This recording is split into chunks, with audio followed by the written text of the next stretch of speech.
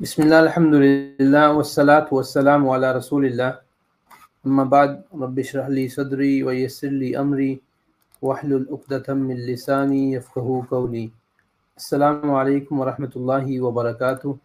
خوش آمدید اس پروگرام ہمارے اسلاف میں، جس میں ہم آپ کا تعارف کرواتے ہیں سلف الصالحین کی زندگی سے، اور اسی طرح آج یہ ایپیسوڈ نمبر 9 ہے، جس میں ہم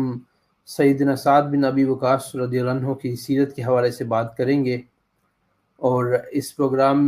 میں ہمارے ساتھ جو مہمان ہیں وہ حافظ محمد طاہر بھائی ہیں، ان کو میں اس اسکرین کے اوپر شامل کرتا ہوں، تو ہم سیدنا سعد بن ابی وقاص کی سیرت ان سے جانتے ہیں۔ السلام علیکم ورحمۃ اللہ وبرکاتہ۔ وعلیکم السلام ورحمۃ اللہ وبرکاتہ۔ حافظ صاحب، کیا حال ہے آپ کا؟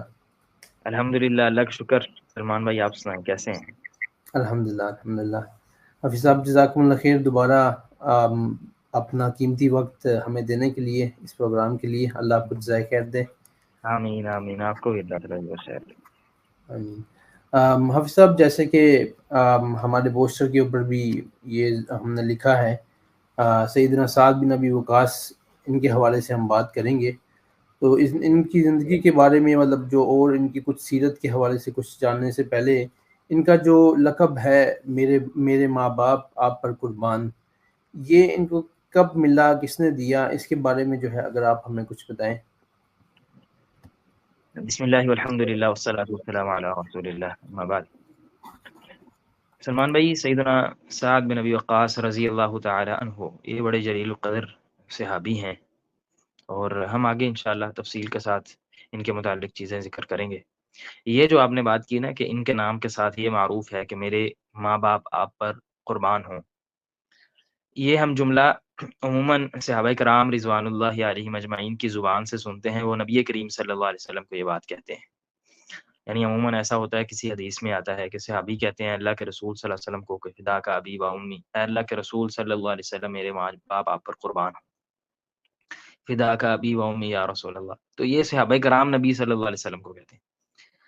لیکن یہ جو سیدنا سعد بن ابی وقاص رضی اللہ تعالیٰ عنہ ہیں، ان کو یہ شرف حاصل ہے، یہ خصوصیت حاصل ہے کہ نبی کریم صلی اللہ علیہ وسلم نے غزوہ احد کے موقع پر، جب یہ کافروں سے لڑ رہے تھے، نبی کریم صلی اللہ علیہ وسلم کے سامنے کھڑے ہو کر کافروں کی طرف تیر چلا رہے تھے، اور میدان جنگ میں ایک بہادری اور شجاعت کا منظر پیش کر رہے تھے، تو اس وقت نبی کریم صلی اللہ علیہ وسلم نے انہیں پیچھے سے کہا کہ ارم یا سعد فدا کا ابی و امی، اے سعد آپ پر میرے والدین، میری ماں باپ قربان ہوں، آپ تیر چلائیں، آپ کافروں کی طرف تیر چلائیں۔ تو اس سے یہ جو ایک ان کا وصف ہے، یہ امتیاز ہے، یہ معروف ہو گیا۔ صحیح بخاری وغیرہ میں حدیث ہے، سیدنا علی رضی اللہ تعالی عنہ وہ بیان کرتے ہیں کہ نبی صلی اللہ علیہ وسلم کو میں نے کبھی نہیں سنا کہ آپ نے کبھی کسی کو یہ کہا ہو کہ میرے والدین آپ پر قربان ہوں، سوائے سیدنا سعد رضی اللہ تعالی عنہ کے، کہ انہیں نبی صلی اللہ علیہ وسلم نے اس طرح سے فرمایا کہ آپ پر میرے والدین قربان ہو۔ تو یہ بہت بڑا شرف ہے۔ تو اسی حوالے سے، اسی ساتھ جو ہے وہ آپ سمجھے ٹائٹل کے ساتھ یہ صحابی معروف ہو گئے۔ صحیح صحیح، ماشاء اللہ ماشاء اللہ۔ صحیح، تو یہ حافظ صاحب، یہ ان کا نبی کریم صلی اللہ علیہ وسلم کے ساتھ کوئی رشتہ داری بھی تھی؟ جی، سلمان بھی سیدنا سعد رضی اللہ تعالیٰ عنہ ایک تو نسب سے نبی صلی اللہ علیہ وسلم سے اوپر جا کے ملتے ہیں، یعنی ان کا جو پورا نام ہم جو سیر اعلام النبلاء میں بھی حافظہ بھی رحمہ اللہ نے ذکر کیا اور علماء نے بھی،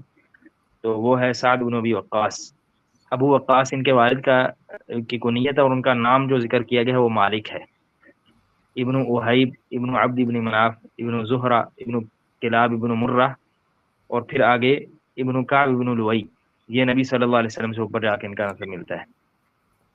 اور دوسری ان کی رشتہ داری اس طرح سے بھی ہے کہ یہ خال النبی معروف ہیں، یعنی نبی صلی اللہ علیہ وسلم کے ماموں۔ بعض روایات میں یہ آتا بھی ہے کہ نبی صلی اللہ علیہ وسلم نے انہیں اپنا ماموں کہا، کمزور روایات ہیں، لیکن اس لحاظ سے علماء انہیں خال النبی بھی کہتے ہیں کہ نبی صلی اللہ علیہ وسلم کے ماموں۔ وہ اس وجہ سے نہیں کہتے کہ کوئی حقیقی یہ نبی صلی اللہ علیہ وسلم کے ماموں تھے، بلکہ وجہ یہ ہے کہ یہ بنو زہرہ سے ہیں، جیسے امام بخاری رحمہ اللہ نے بھی صحیح بخاری میں باب جو قائم کیا ہے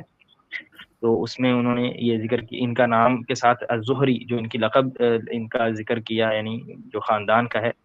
تو اس کے ساتھ کہا وہ بنو زہرہ اخوال النبی صلی اللہ علیہ وسلم، کہ یہ جو بنو زہرہ ہیں یہ نبی صلی اللہ علیہ وسلم کے ننہال کے لوگ ہیں۔ تو جیسے ہوتا ہے نا کہ ننہال کے سارے لوگ جو اسی طرح اس میں شمار ہو جاتے ہیں، تو اس اعتبار سے ان کا چونکہ نبی صلی اللہ علیہ وسلم کی والدہ آمنہ جو تھیں ان کے ساتھ ان کے قبیلے کے ساتھ آپ سمجھیں تعلق تھا نسب کے اعتبار سے، تو اس اعتبار سے انہیں خال النبی بھی کہا جاتا ہے کہ نبی صلی اللہ علیہ وسلم کے ماموں، تو اس اعتبار سے یہ نبی صلی اللہ علیہ وسلم کے رشتہ دار بھی ہیں۔ صحیح صحیح۔ چلیں ابھی تھوڑا سا ان کی سیرت کے حوالے سے اور بات کرتے ہیں۔ سب سے پہلے تو انہوں نے اسلام کے بارے میں کہ اسلام انہوں نے مطلب قبول کب کیا تھا، اور اس کے بعد یہ ہجرت کا جو مطلب کہ نبی کریم صلی اللہ علیہ وسلم کے بعد جب ہجرت کی تھی، اس کے بارے میں جو ہے وہ بتائیں ہمیں۔ جس طرح کہ نبی صلی اللہ علیہ وسلم کے صحابہ میں سے بعض وہ ہیں کہ جنہیں سابقون الاولون کہا جاتا ہے، یعنی وہ صحابہ جنہوں نے اسلام کو لانے میں سبقت اختیار کی، شروع میں ہی اسلام لے آئے، پہلے لوگوں میں ہی وہ اسلام لانے میں شریک ہو گئے، یعنی انہوں نے اسلام لانے کو لیٹ نہیں کیا۔ تو قرآن مجید میں بھی ان کا ذکر ہے، والسابقون الاولون من المہاجرین والانصار، تو سبقت لے جانے والے صحابہ میں یہ شمار ہوتے ہیں۔ تو حفظہ بھی رحمہ اللہ نے بھی یہ ذکر کیا کہ یہ سابقون الاولون میں ہیں۔ تو اس اعتبار سے یہ پہل جو مسلمان ہوئے صحابہ کرام ان میں شامل ہیں، اور پھر یہ بالکل نوجوان تھے، نوخیز تھے جب انہوں نے اسلام قبول کیا، جیسا کہ ابن جوزی رحمہ اللہ نے فرمایا اسلم وهو ابن 17 سنہ، یعنی انہوں نے جب اسلام قبول کیا تھا تو ان کی جو عمر تھی وہ 17 سال تھی صرف، یعنی 17 سال کی عمر میں انہوں نے اسلام قبول کیا تھا۔ اور پھر اس میں یہ بھی بات ہے کہ انہوں نے جو اسلام قبول کیا ہے وہ سیدنا ابوبکر صدیق رضی اللہ تعالیٰ عنہ کی دعوت پر کیا ہے، یعنی سیدنا ابوبکر صدیق رضی اللہ تعالیٰ عنہ جب اسلام قبول کر لیا، جیسا کہ ابن اسحاق رحمہ اللہ وغیرہ نے لکھا ہے کہ جب انہوں نے سیدنا ابوبکر رضی اللہ تعالیٰ نے اسلام قبول کر لیا، تو پھر انہوں نے جو اپنے قریبی سیدنا ابوبکر رضی اللہ تعالیٰ عنہ کے قریبی کچھ احباب تھے یا سمجھنے کے ارد گرد کے لوگ تھے، تو ان کو دعوت دینی شروع کی۔ ان میں سیدنا عثمان بن عفان ہیں، زبیر بن عوام ہے، عبد الرحمن بن عوف ہے، انہی میں سیدنا سعد بن ابی وقاص رضی اللہ تعالیٰ عنہ بھی شمار ہوتے ہیں کہ انہوں نے جب انہیں سیدنا ابوبکر صدیق رضی اللہ تعالیٰ عنہ نے دعوت دی اسلام کی کہ آپ اسلام قبول کر لیں، یہ دین ہے نبی صلی اللہ علیہ وسلم پر اللہ تعالیٰ نے نازل کیا ہے اور یہ بہترین دین ہے، ان کے سامنے جب پیش کیا تو انہوں نے سیدنا ابوبکر رضی اللہ تعالیٰ عنہ کی دعوت پر اسلام قبول کر لیا۔ اس سے یہ بھی دیکھیں کہ سیدنا ابوبکر صدیق رضی اللہ تعالیٰ عنہ کی حرص اس سے ظاہر ہوتی ہے کہ کس طرح سے جب انہوں نے خود اسلام قبول کیا تو دوسرے صحابہ کو دعوت بھی دی، اور اس میں یہ بھی ہے کہ سیدنا ابوبکر صدیق رضی اللہ تعالیٰ عنہ نے کتنے اپنے لیے صدقہ جاریہ بنائے کہ اس طرح کے صحابہ کرام یعنی ان کو اسلام میں داخل کیا، یعنی کتنے بڑے صحابی ہیں، کتنے عظیم، ان کے مناقب اس قدر عظیم ہیں جن کو سیدنا ابوبکر رضی اللہ تعالیٰ عنہ نے دعوت کے ساتھ اسلام میں داخل کروایا، تو ان کے مناقب اور سیدنا ابوبکر رضی اللہ تعالیٰ عنہ کا جو شان اور مقام کہاں پر ہو، تو یہ ان کے اسلام جو ہے وہ لانے کی بات ہے۔ ہجرت جو ہے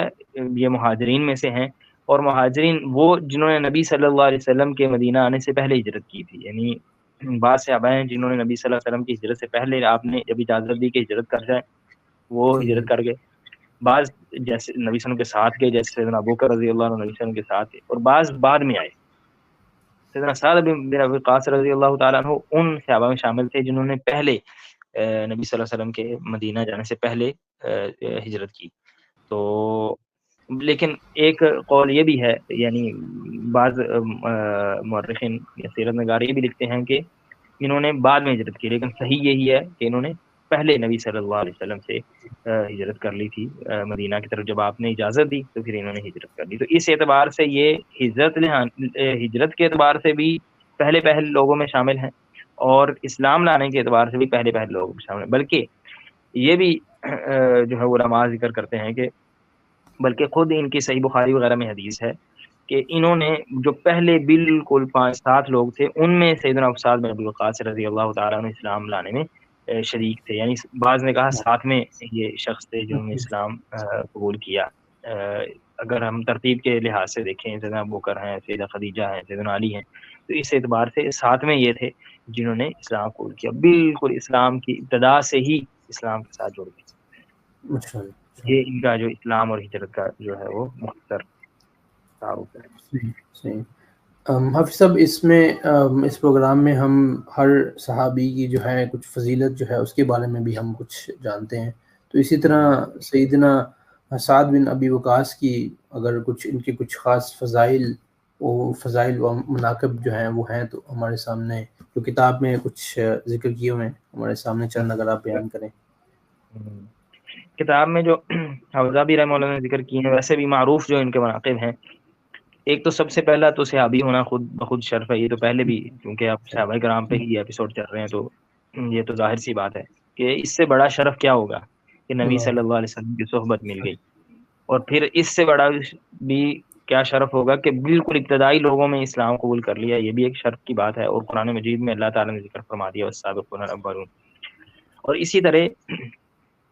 قرآن مجید میں ایک جگہ پر اللہ تعالیٰ نے جب قرآن مجید میں یہ ارشاد فرمایا وَلَا تَطْرُدِ الَّذِينَ يَدْعُونَ رَبَّهُمْ بِالْغَدَاةِ وَالْعَشِيِّ، نبی صلی اللہ علیہ وسلم کو مخاطب کر کے فرمایا کہ اے نبی صلی اللہ علیہ وسلم، جو لوگ دن رات اللہ تعالیٰ کا ذکر کرتے ہیں، اللہ تعالیٰ کو پکارتے ہیں اور اللہ تعالیٰ کی رضا چاہتے ہیں، آپ ان کو اپنے آپ سے دور نہ کریں. یہ سورہ الانعام کی آیت ہے، وَلَا تَطْرُدِ الَّذِينَ يَدْعُونَ رَبَّهُمْ بِالْغَدَاةِ وَالْعَشِيِّ يُرِيدُونَ وَجْهَهُ. اللہ تعالیٰ فرماتے ہیں کہ اے نبی صلی اللہ علیہ وسلم، آپ ان لوگوں کو اپنے آپ سے دور نہ کریں جو دن رات اللہ تعالیٰ کو پکارتے ہیں، اللہ تعالیٰ سے دعائیں کرتے ہیں، التجائیں کرتے ہیں، اللہ تعالیٰ کی عبادت کرتے ہیں اور اللہ تعالیٰ کی رضا چاہتے ہیں. سیدنا سعد رضی اللہ تعالیٰ عنہ فرماتے ہیں انہا نزلت فی ستہ، یہ 6 لوگوں کے متعلق یہ آیت جو ہے وہ نازل ہوئی تھی. انا و ابن مسعود منہم، میں اور ابن مسعود ان لوگوں میں شامل ہیں. یعنی یہ جو آیت ہے کس قدر عظیم آیت ہے کہ اللہ تعالیٰ کی طرف سے یہ گواہی ہے گویا کہ ان کے لیے کہ اللہ تعالیٰ کی رضا چاہنے والے اور دن رات اللہ تعالیٰ کی جو ہے وہ فرما برداری اور اللہ تعالیٰ سے دعائیں مانگنے والے. مستحمد وغیرہ میں یہ حدیث ہے. تو اس اعتبار سے یہ بھی ان کے لیے بہت بڑے شرف کی بات ہے کہ اللہ تعالیٰ کی طرف سے ان کے لیے یہ گواہی ہے. پھر اس کے علاوہ یہ عشرہ مبشرہ صحابہ میں شامل ہیں. یہ بھی بات معروف ہے کہ وہ صحابہ جن کو نبی صلی اللہ علیہ وسلم نے ایک ہی حدیث میں 10 صحابہ کو خوشخبری دی جنت کی کہ فلاں بھی جنت میں، فلاں بھی جنت میں، فلاں بھی جنت میں، یہ ان میں شامل ہے. سیدنا سعد رضی اللہ تعالیٰ عنہ. پھر یہ ان میں شامل ہیں کہ جن کے بارے میں سیدنا عمر رضی اللہ تعالیٰ عنہ نے یہ بات ارشاد فرمائی تھی جس وقت ان کو کہا گیا کہ آپ اپنے بعد کوئی خلیفہ نامزد کر دیں، اپنے بعد کوئی خلیفہ چن لیں. تو انہوں نے 6 لوگوں کے نام دیے تھے، 6 لوگوں کی ایک کمیٹی بنائی تھی. ان میں سیدنا سعد رضی اللہ تعالیٰ عنہ کا ذکر بھی انہوں نے کیا، ان کو بھی شامل کیا تھا سیدنا سعد رضی اللہ تعالیٰ عنہ. اور انہوں نے یہ بات ارشاد فرمائی تھی کہ یہ وہ لوگ ہیں وتوفی النبی صلی اللہ علیہ وسلم وهو راض عنہم، نبی کریم صلی اللہ علیہ وسلم جب فوت ہوئے تھے تو ان سے راضی تھے. یعنی نبی صلی اللہ علیہ وسلم اس دنیا سے جاتے وقت تک ان صحابہ کرام سے راضی تھے. تو یہ بہت بڑے شرف کی بات ہے کہ سیدنا عمر رضی اللہ تعالیٰ عنہ ان کے متعلق اتنی بڑی گواہی دے رہے ہیں. اور پھر انہوں نے وہ جو خلیفہ بنانے کے لیے کمیٹی جو تھی اسے جب نامزد کیا تو اس میں ان کا نام دیا. اس سے یہ بھی پتہ چلتا ہے کہ سیدنا عمر رضی اللہ تعالیٰ عنہ کے نزدیک یہ اس درجے کے صحابی تھے یا اس لیول کے صحابی تھے کہ یہ خلیفہ بھی بن سکتے تھے، یعنی خلافت کی اہلیت ان میں موجود تھی، اس لیے انہوں نے ان کا نام بھی دیا. اور بلکہ یہ بات بھی سیدنا عمر رضی اللہ تعالیٰ عنہ نے ارشاد فرمائی کہ اگر سعد رضی اللہ تعالیٰ عنہ چن لیے جائیں تو بہت اچھی بات ہے، اگر کوئی اور چنا جائے تو وہ ان کو ضرور اپنے مشورے میں شامل رکھا کرے. یعنی سیدنا عمر رضی اللہ تعالیٰ نے بالخصوص یہ بات بھی کہا کہ اگر ساتھ چن لیے جائے تو اچھی بات ہے، وہ خلیفہ بن جائیں گے. اگر کوئی دوسرا بن جائے، یعنی یہ 6 لوگوں کی کمیٹی ہے، تو وہ ان کو اپنے مشورے میں شامل رکھا کرے. اس کی ایک وجہ یہ بھی ہے کہ سیدنا عمر رضی اللہ تعالیٰ عنہ نے کسی وجہ سے کوفہ، جب یہ کوفہ کے گورنر تھے، ان کو ہٹا دیا تھا، تو انہوں نے یہ بات بالخصوص بھی ارشاد فرمائی تھی اور فرمایا کہ میں نے ان کو کسی بھی عیب کی وجہ سے دین میں یا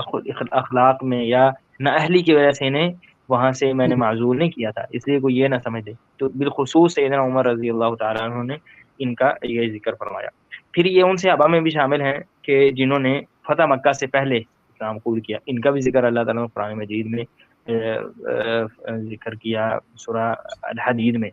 کہ لا یستوی منکم من انفق من قبل الفتح وقاتل، یعنی فتح مکہ سے پہلے انہوں نے قتال بھی کیا، اسلام بھی قبول کیا اور ہجرت بھی کی اور اللہ تعالیٰ کے راستے میں خرچ بھی کیا، تو یہ بھی ان کے فضائل اور مناقب میں شامل ہے۔ بہت سارے محدثین نے اپنی کتابوں میں جس وقت صحابہ کرام کے مناقب ذکر کیا نا کہ فلاں صحابی کے فضائل، فلاں صحابی کے فضائل، ان کا الگ سے چیپٹر یا باب قائم کیا۔ صحیح بخاری میں امام بخاری رحمہ اللہ نے، یعنی عظیم کتاب، اس میں انہوں نے صحابہ کرام کے جب فضائل بیان کیا تو ان کے لیے الگ سے چیپٹر جو ہے وہ قائم کیا کہ باب مناقب سعد بن ابی وقاص رضی اللہ عنہ۔ تو ان کے باقاعدہ جو فضائل کے لیے، مناقب کے لیے چیپٹر قائم کر کے پھر اسی طرح دوسرے کئی ایک محدثین نے بھی اس طرح سے ان کا ذکر فرمایا۔ ماشاء اللہ۔ اور حافظ صاحب ان کے اگر فضائل کی ہم بات کریں تو سبحان اللہ ہمیں کتنے زیادہ ایپیسوڈ صرف ان کے فضائل کے اوپر ہی ہم لگتے ہیں۔ بالکل۔ تو اب آگے چلتے ہیں ان کی کچھ غزوات کے اندر کچھ شرکت وغیرہ اس حوالے سے۔ ہاں جی، غزوات میں نبی صلی اللہ علیہ وسلم کے ساتھ تمام معروف غزوات میں شامل رہے ہیں، یعنی آپ دیکھیں غزوہ بدر جو ہے، اور غزوہ بدر کی خصوصیت بھی یہ ہے یا اس کی میں شامل ہونے والوں کے لیے یہ خصوصیت بھی ہے کہ اللہ تعالیٰ نے ان کو بھی معاف کیا، یعنی دیکھیں کہ ایک نہیں کتنی دفعہ ان کا ذکر جو ہے وہ معاف کیے جانے والے لوگوں میں یا ان لوگوں میں شامل ہے جن کے جنت میں جانے کی نبی صلی اللہ علیہ وسلم نے بشارت دی ہوئی ہے۔ تو اس اعتبار سے یہ غزوہ بدر میں چونکہ شریک تھے اور ان کو باقاعدہ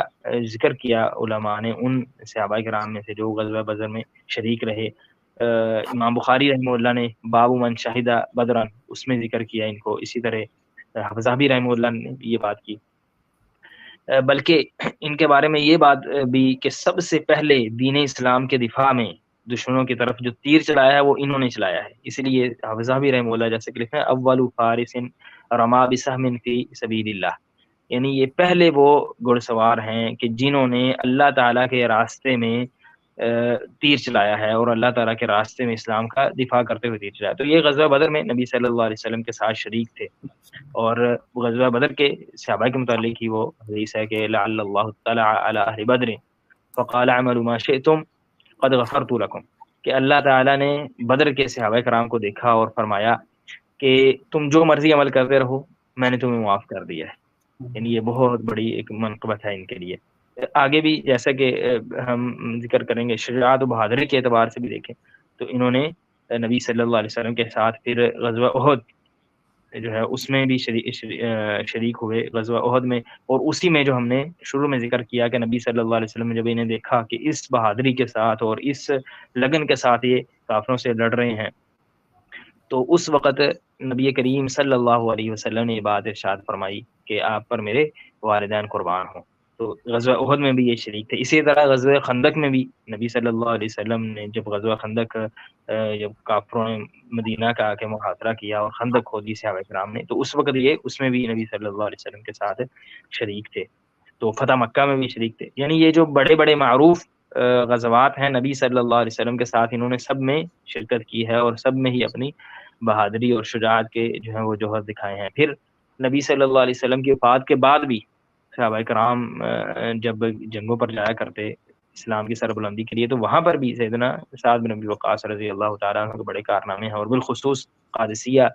جو ہے جنگ قادسیہ اس میں بھی ان کے جو کارنامے ہیں وہ معروف ہیں۔ تو بہرحال اس اعتبار سے ان کے جو غزوات میں نبی صلی اللہ علیہ وسلم کے ساتھ شرکت ہے وہ بھی غیر معمولی ہے، یعنی ہر غزوے میں شرکت ہے اور ہر غزوے میں ہی اسلام کی سربلندی کے لیے انہوں نے باقاعدہ جو ہے وہ اپنی کوشش دکھائی ہے۔ جی جی صاحب، جس طرح ابھی آپ نے بتایا کہ ماشاء اللہ مطلب کہ تقریباً ہر جنگ کے اندر جو ہے انہوں نے شرکت کی اور یہ بہت مطلب بہادر تھے، تو ان کی شجاعت اور بہادری کے کوئی قصہ کوئی ایسا بیان کیا ہو کتاب کے اندر؟ ہاں جی، کتاب کے اندر یہ جو میں نے ابھی بات کی نا کہ حفظابی رحمہ اللہ نے جیسے لکھا فارس الاسلام، یعنی ان کا یہ بھی لقب ہے کہ اسلام کے گھوڑ سوار، یعنی جنہوں نے اسلام کے دفاع میں یعنی باقاعدہ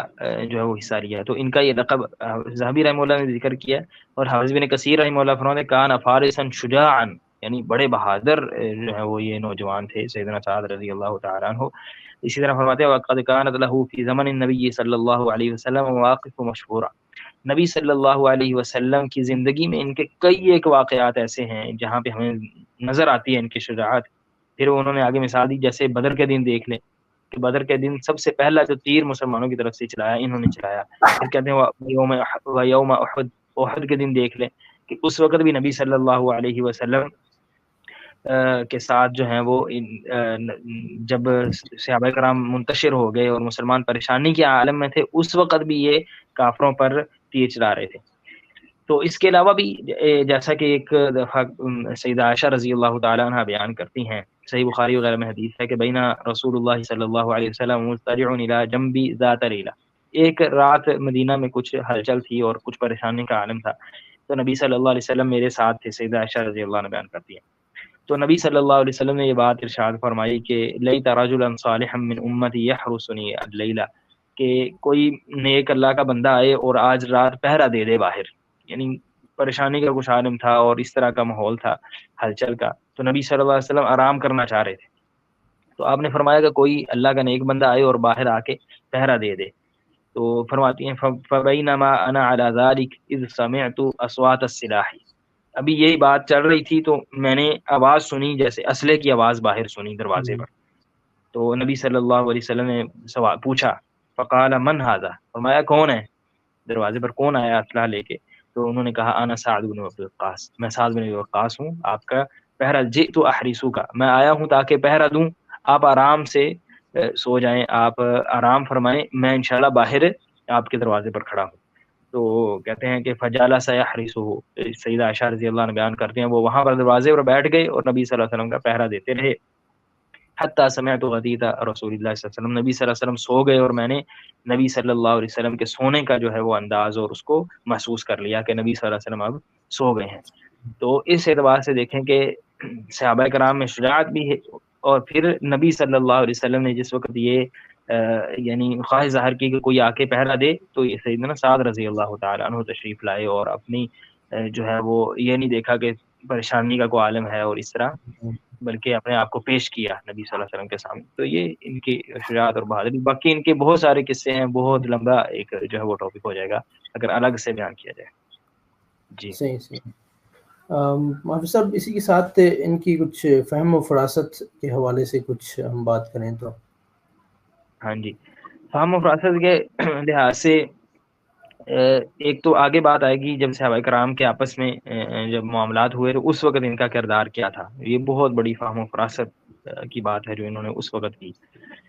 دوسرا یہ بھی تھا کہ صحابہ کرام ہمیشہ ان کی جو آپ سمجھیں کہ ذہانت ہے اور فراست ہے اس پر اعتماد کرتے تھے، جیسا کہ میں نے ذکر کیا سیدنا عمر رضی اللہ تعالی عنہ باقاعدہ جب خلیفہ کے لیے نامزد کرتے ہیں اشخاص کو، وہ تو ان کا نام دیتے ہیں، یعنی اس کا مطلب یہ ہے کہ ان کے نزدیک یعنی یہ اس قدر ذہین اور فطین اور قابل شخصیت تھے کہ ان کا نام پیش کر رہے ہیں باقاعدہ ان لوگوں میں کہ جو خلیفہ بننے کے اہل ہیں، اور وہ بھی سیدنا عمر رضی اللہ تعالیٰ عنہ کے بعد، یعنی یہ بہت اہم بات ہے۔ پھر ایک روایت میں یہ بھی ذکر آتا ہے کہ سیدنا عبداللہ بن عمر رضی اللہ تعالیٰ عنہ نے ایک مسئلے میں سیدنا عمر رضی اللہ تعالیٰ اپنے والد سے سوال کیا کسی چیز کے متعلق، اور سیدنا عبداللہ بن عمر کو اس کے متعلق سعد بن ابی وقاص رضی اللہ تعالیٰ عنہ نے حدیث سنائی ہوئی تھی،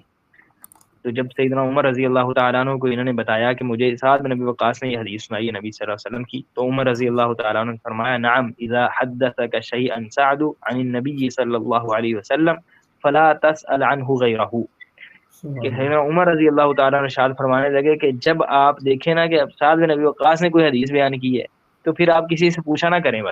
بس اس پہ اعتماد کر لیا کریں، وہ اس قابل شخصیت ہے، اس قدر وہ فہم و فراست والی اور ذہین و فطین شخصیت ہے کہ جب وہ بات کر دیں گے، جب وہ بات آپ کو نبی صلی اللہ علیہ وسلم کی حدیث سنا دیں گے فلا تسأل عنہ غیرہ، پھر ان کے علاوہ کسی سے سوال نہ کیا کریں، پھر کسی سے پوچھنے کی ضرورت ہی نہیں ہے، آپ چاہے میں عمر ہی ہوں مجھ سے بھی پوچھنے کی ضرورت نہیں ہے، بس آپ ان پہ اعتماد کریں۔ تو یہ بہت بڑی دلیل ہے ان کی اس فہم و فراست کی اور ان کی ذہانت و فطانت کی، اور بالخصوص نبی صلی اللہ علیہ وسلم سے احادیث جو ہے وہ نقل کرنے کے بعد۔ جی صحیح۔ یہ اس میں آپ نے شروع میں کہا تھا کہ کوئی مطلب ان کا کچھ کوئی واقعہ ایسا ہے جو آپ آگے ذکر کریں گے ان کی فہم و فراست کے حوالے سے، وہ اگر آپ ابھی بتا دیں کہ کیا ہے، مطلب کتاب میں لکھا ہے کچھ جنگوں کے حوالے سے، اس کے اندر کردار کے حوالے سے۔ ہاں جی، وہ یہ تھا کہ سیدنا یہ جب صحابہ کرام رضوان اللہ علیہ مجمعین کے باہمی جو معاملات ہوئے، پیچھے بھی ذکر ہوتا رہا ہے سیدنا عثمان رضی اللہ تعالی عنہ کی جو شہادت کے بعد واقعات ہوئے صحابہ کرام کے آپس میں، اس وقت بڑا پریشانی کا معاملہ یہ تھا کہ دیکھیں صحابہ کرام کے دو گروہ ہیں، ایک اس طرف سیدنا علی رضی اللہ تعالیٰ عنہ کے ساتھ، دوسرا سیدہ عائشہ، سیدنا طلحہ، زبیر، اشرم بشرا صحابی ہیں، اور دوسرے یہ سیدنا معاویہ رضی اللہ تعالیٰ عنہ کے ساتھ ہے۔ تو یہ ایک معاملہ بڑا جو ہے وہ صحابہ کرام کے مابین رہا۔ سیدنا سعد رضی اللہ تعالیٰ عنہ اور ان کے ساتھ صحابہ کرام کے جمع غفیر، یعنی تین گروہ اصلاً بن گئے، دو گروہ تو ایک اس صحابی کے ساتھ، ایک اس صحابی کے ساتھ ہو گیا، اور تیسرا وہ گروہ تھا جنہوں نے بڑی ہی ذمہ داری اور آپ سمجھیں کہ بڑی فہم و فراست کا ثبوت دیا۔ وہ یہ تھے کہ نہ ان کے ساتھ ہوئے نہ ان کے ساتھ ہوئے، وہ بالکل الگ تھلگ ہو گئے۔ اور ہمیں احادیث میں بھی یہی ملتا ہے کہ جس وقت مسلمانوں کے مابین اس طرح کا معاملہ ہو تو بالکل الگ تھلگ ہو جائے بندہ، یعنی نہ اس طرف ہو نہ اس طرف ہو، یعنی جب مسلمانوں کے باہمی خون جو ہے وہ بہہ رہے ہوں، اس وقت سب سے بہترین راستہ یہی ہے۔ اور جو کبار بہت سارے صحابہ کرام انہوں نے یہی کیا کہ انہوں نے نہ اس طرف ہوئے نہ اس طرف ہوئے، بالکل الگ تھلگ ہو گئے کہ ہم اس معاملے میں پڑھتے ہی نہیں ہیں۔ اور بلکہ کئی ایک صحابہ کرام نے یہ اپنے کہا کہ ہمیں تو نبی صلی اللہ علیہ وسلم نے وصیت یہ کی تھی، یا نبی صلی اللہ علیہ وسلم نے ہم سے تو کام ہی یہ ذکر کیا تھا کہ ہم نے کافروں سے لڑنا ہے، اگر مسلمانوں سے لڑنا تو پھر ہم اس کام میں شامل نہیں ہوں گے۔ تو سیدنا سعد بن ابی وقاص رضی اللہ تعالیٰ عنہ کو دیکھیں کہ حالانکہ یہ خلافت کے یہ نامزد تھے سیدنا عمر کی طرف سے، اور یعنی ان کا نام تھا ان میں، اور اس کے باوجود جب انہوں نے دیکھا کہ یہ معاملات ہو گئے، بڑی ہی انہوں نے جو ہے وہ عقل مندی اور فہم و فراست کا ثبوت دیتے ہوئے بالکل اپنے آپ کو الگ کر لیا۔ یہ مدینہ سے باہر جو عقیق وادی عقیق ہے اس کی طرف انہوں نے، وہاں پر ان کا گھر تھا، وہاں پر چلے گئے، بالکل الگ تھلگ ہو گئے۔ اور بلکہ ایک روایت میں آتا ہے کہ کسی بندے نے آ کے پوچھا ان سے کہ یہ جو معاملات ہو رہے ہیں تو اس میں ہمیں کیا کرنا چاہیے، ہمیں کس کے ساتھ کھڑے ہونا چاہیے؟ انہوں نے کہا کہ کیا تمہارے پاس بکریاں ہیں؟ انہوں نے کہا نہیں، بکریاں تو نہیں ہیں۔ فرمایا بکریاں خریدو اور کسی پہاڑ کی چوٹی پر جا کے وہ چڑھاؤ، وہ چلانا شروع کر دو، چھوڑ دو ان باتوں کو کہ مسلمان جب آپس میں لڑ رہے ہوں پھر درمیان میں نہیں پڑتے ہوتے، اپنے آپ کو جو ہے وہ کسی طرف نہیں رکھتے ہوتے۔ تو یہ بہت بڑی بات تھی۔ اسی طرح مسند احمد میں ان کا یہ قصہ بھی ہے کہ جو عامر بن سعد ان کے بیٹے ہیں، وہ بیان کرتے ہیں کہ میرے بھائی عمر، وہ ایک دفعہ انہوں نے اپنے والد کے پاس چلے کہ دل میں کوئی خیال آیا ہوگا کہ میرے والد صاحب باقاعدہ خلافت کے لیے نامزد بھی ہیں سیدنا عمر کی طرف سے، اور کبار صحابہ جلیل قدر صحابہ میں شامل ہیں، تو کیوں نہ یہ بھی ذرا آگے بڑھیں اور یہ بھی خلافت کا کوئی مطالبہ کریں، کوئی مطلب اس طرح کے ان معاملات میں پڑھیں۔ تو کہتے ہیں کہ میرے بھائی عمر جو ہیں وہ، یعنی عمر بن سعد، یہ آئے سیدنا سعد کے پاس، وہ مدینہ سے باہر تھے، تو ان کے پاس سے پہنچے اور کہنے لگے یا ابتی ارضیت ان تکون اعرابیا فی غنمک والناس یتنازعون فی الملک بالمدینہ، کہ آپ ادھر مدینہ سے بالکل الگ تھلگ باہر آپ نے اپنا ڈیرا لگایا ہوا ہے، کہ آپ اس بات کو پسند کرتے ہیں کہ آپ بالکل ایک دیہاتی، ایک پینڈو کی طرح بکریاں یہاں پہ چرائے جا رہے ہیں، جبکہ ادھر مدینہ میں لوگ بادشاہت کے لیے جو ہے وہ اپنے کوشش کر رہے ہیں، اور بادشاہت کے لیے وہاں پر لڑائی چل رہی ہے، تنازع وہاں پہ بادشاہت کا، اور آپ یہاں پہ چھوٹے سے کام میں لگے ہوئے ہیں، بکریاں چرانے لگے ہوئے ہیں، تو آپ اس کو چھوڑیں، ادھر آئیں ذرا، مطلب آپ بھی حصہ لیں اس میں۔ فضرب سعد صدر عمر، سیدنا سعد رضی اللہ تعالیٰ عنہ نے اپنے بیٹے عمر کے سینے پہ زور سے ہاتھ مارا اور کہا اسکت، خاموش رہو، فإنی سمعت رسول اللہ صلی اللہ علیہ وسلم یقول، میں نے نبی صلی اللہ علیہ وسلم کو یہ فرماتے ہوئے سنا تھا، ان اللہ یحب العبد التقی الغنی الخفی، کہ اللہ تعالیٰ اپنے بندوں میں سے اس بندے کو پسند کرتے ہیں جو متقی ہو، پرہیزگار ہو، اور بالکل بے پرواہ ہو لوگوں سے، لوگوں کی اسے حاجت نہ ہو، لوگوں کے ہاتھوں کی طرف نہ دیکھتا رہے، لوگوں کے معاملات کی طرف نہ دیکھتا رہے، الخفی، اور خفیہ رہنے والا ہو، پسند نہ کرے کہ میں مشہور ہو جاؤں، میں معروف ہو جاؤں اور لوگ مجھے جاننے لگ جائیں۔ یہ بہت بڑا ایک فتنہ ہے ہمارے ہاں اس دور میں بھی، بہت سارے لوگوں میں یہ ہے کہ ہم معروف ہو جائیں، کسی طریقے بھی معروف ہو جائیں، مشہور ہو جائیں۔ تو انہوں نے یہ حدیث اپنے بیٹے کو بیان کی کہ نہیں، نبی صلی اللہ علیہ وسلم نے تو یہ بات ارشاد فرمائی تھی، اور بالخصوص جب یہ معاملہ ہے تو اب میں یہاں پر بکریاں چراتا رہوں گا اور یہاں پر ہی رہوں گا، اور بلکہ آگے جیسے ہم ذکر کریں گے کہ ان کی وفات بھی وہاں پر ہوئی، یعنی یہ وہیں پر ہی بالکل مدینہ سے الگ تھلگ جو ہے وہ لوگوں کے معاملات سے چلے گئے اور وہیں پر پھر ہمیشہ رہے۔ تو یہ یعنی اب ان کا کردار تھا صحابہ کرام کی باہمی جنگوں میں۔ اور یہاں پر یہ بات بھی یاد رکھنی چاہیے کہ صحابہ کرام میں سے بہت قلیل اور بہت کم مقدار میں، بہت تھوڑے، بہت کم تعداد کے لوگ تھے جنہوں نے یہ باہمی جنگوں میں حصہ لیا ہے۔ اکثر صحابہ کرام اور بہت سارے صحابہ کرام وہ بالکل الگ رہے، جس طرح سیدنا سعد رضی اللہ تعالیٰ عنہ رہے۔ اور اسی لیے اس اعتبار سے اگر دیکھا جائے کہ 3 گروہ صحابہ کرام کے جو بنے ہیں، اور یہ تیسرا گروہ بالکل الگ رہا ہے، یہ سب سے زیادہ حق پر تھا، سب سے زیادہ صحیح جو ہے وہ راستے پر تھا، جیسا کہ ابن تیمیہ رحمہ اللہ اور علماء نے اس بات کی صراحت کی ہے۔ اس کی وجہ یہ ہے کہ نبی صلی اللہ علیہ وسلم کی بعض احادیث موجود ہیں کہ جب اس طرح کا فتنے کا معاملہ ہو تو بالکل آپ نے الگ الگ رہنا ہے۔ تو اس اعتبار سے جن صحابہ کرام نے اپنے آپ کو بالکل الگ رکھا ہے وہ سب سے افضل ہیں ان جنگوں کے معاملے کے اندر، ان تینوں گروہوں میں سے۔ تو یہ ایک اہم چیز ہے۔ جی صحیح صحیح۔ حافظ صاحب، اب کسی بھی صحابی کے بارے میں ہم بات پوری طریقے سے ایک ایپیسوڈ میں تو ہم کر نہیں سکتے، اور جی ہمارا پروگرام کا بھی جو ہے مقصد صرف اور صرف یہ ہے کہ مختصر جو ہے چند باتیں جو ہے لوگوں کے سامنے رکھی جائیں، اور پھر لوگوں کو چھوڑ دیا جائے کہ وہ خود جو ہے جا کے مطالعہ کریں اور ان کے بارے میں پڑھیں، ان کی سیرت کے بارے میں، اور اس کے اوپر پھر اپنی زندگی کو چلانے کی کوشش کریں۔ اسی طرح آج کا بھی یہ جو پروگرام ہے مختصر، ہم نے الحمدللہ کافی ساری چیزیں اس تھوڑے سے ٹائم میں کور کی الحمدللہ، اللہ جزائے خیر دے آپ کو۔ تو بس آخر میں اگر آپ ان کی وفات اور تدفین وغیرہ کے بارے میں آپ بتائیں تو پھر انشاءاللہ اسی کے ساتھ ہم آج کے اس پروگرام کو ختم کریں گے۔ سلمان بھائی، ایک تو ان کے متعلق یہ بات بہت سارے مورخین نے لکھی ہے، اور کئی ایک روایات میں یہ بات بھی آئی ہے کہ مہاجرین میں سے سب سے آخری جس صحابی نے وفات پائی ہے وہ یہ ہے، یہ سیدنا سعد رضی اللہ عنہ ہے۔ یعنی